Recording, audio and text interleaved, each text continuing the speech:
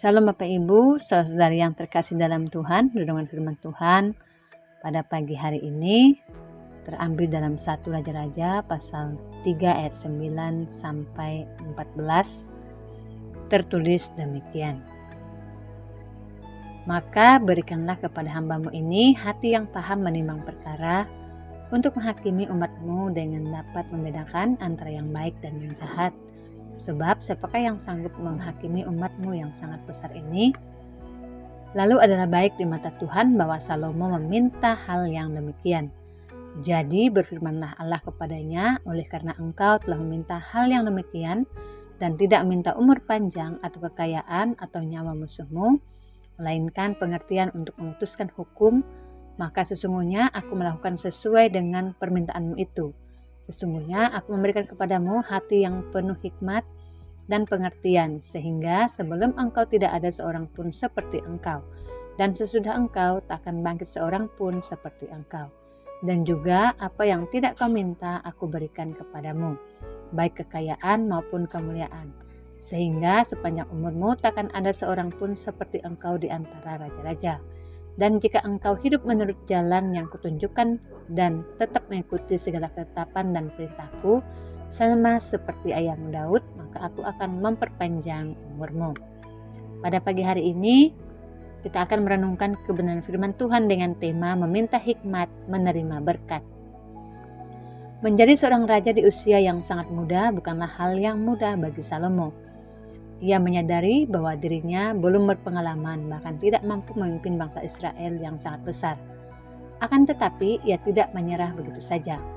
Salomo tetap hidup menunjukkan kasihnya kepada Tuhan dengan hidup menurut ketetapan-ketetapan Daud ayahnya. Hanya ia masih mempersembahkan korban sembelihan dan ukupan di bukit-bukit pengorbanan. Berada di tengah bangsa yang hidup dalam penyembahan berhala, Salomo mengakui keterbatasannya di hadapan Tuhan. Sehingga pada suatu hari Salomo pergi ke Gibeon untuk mempersembahkan korban di atas mezbah. Disitulah Tuhan menampakkan diri kepada Salomo dalam mimpi pada waktu malam. Berfirmanlah Allah, mintalah apa yang hendak kuberikan kepadamu. Itu artinya Allah ingin melihat apa yang paling diinginkan Salomo saat berada di puncak kekuasaan. Apakah ia menginginkan kejayaan pribadi berupa harta, umur panjang, kematian musuh, atau keberhasilan rohani, yaitu kesejahteraan umat Allah?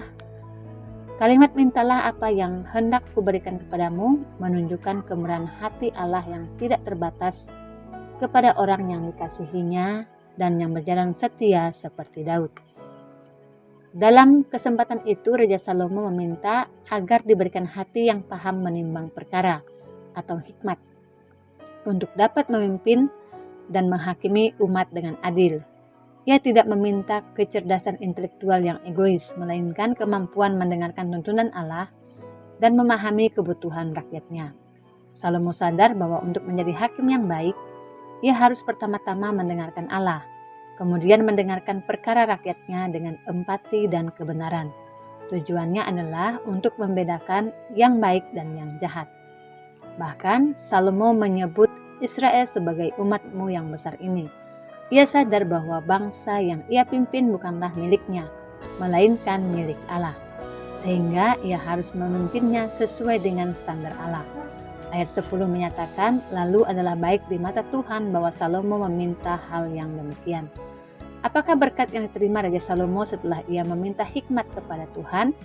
Dalam ayat 12-14 menuliskan bahwa Salomo menerima berkat Tuhan berupa: pertama, hati yang penuh hikmat dan pengertian yang tiada tanding, sehingga tidak ada raja yang setara dengan Salomo. Kedua, kekayaan dan kemuliaan. Ketiga, janji umur panjang. Melalui renungan firman Tuhan ini, kita diajarkan bahwa meminta hikmat berarti menyelaraskan pikiran kita dengan pikiran Kristus. Ketika kehidupan kita sebagai orang percaya sudah selaras dengan frekuensi Allah, maka berkat-berkatnya baik yang bersifat hikmat rohani, damai sejahtera maupun pemeliharaan fisik akan mengalir secara alami ke dalam hidup kita demi kemuliaan nama Tuhan. Selamat beraktivitas, Tuhan Yesus memberkati.